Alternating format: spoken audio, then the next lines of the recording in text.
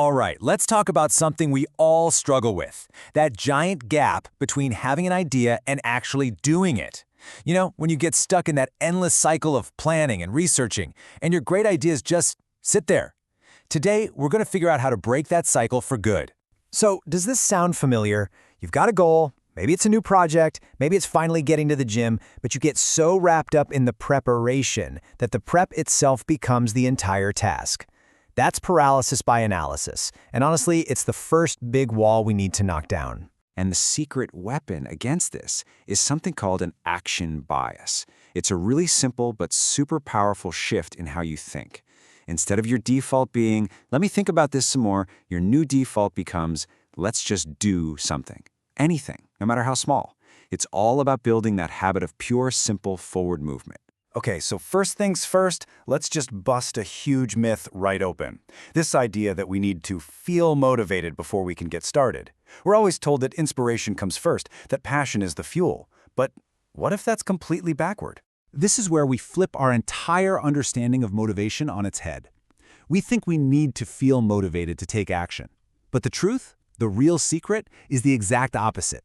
Taking action is what creates the feeling of motivation. Think of it like this. Motivation isn't some magical lightning bolt from the sky. Nope, it's a fire you have to build yourself. Just taking one tiny step, like literally just putting on your running shoes, that's the spark. And that little action gives you a tiny jolt of confidence, which fuels the next action, and then the next.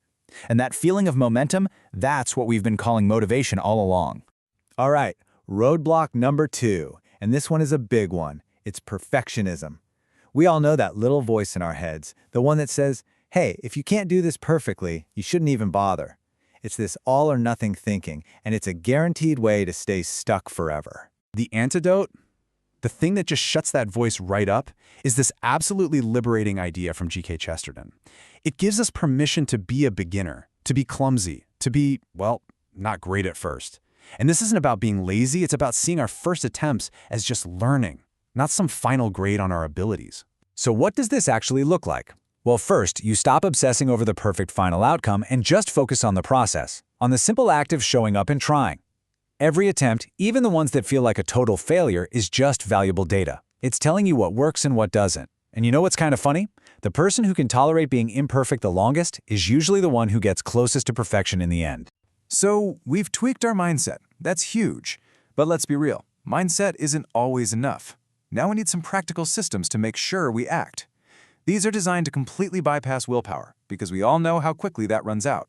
The first one is called an implementation intention. It sounds fancy, but it's ridiculously simple. It's just an if-then plan. You're not just saying, I'll go for a walk. You're deciding ahead of time exactly when and where.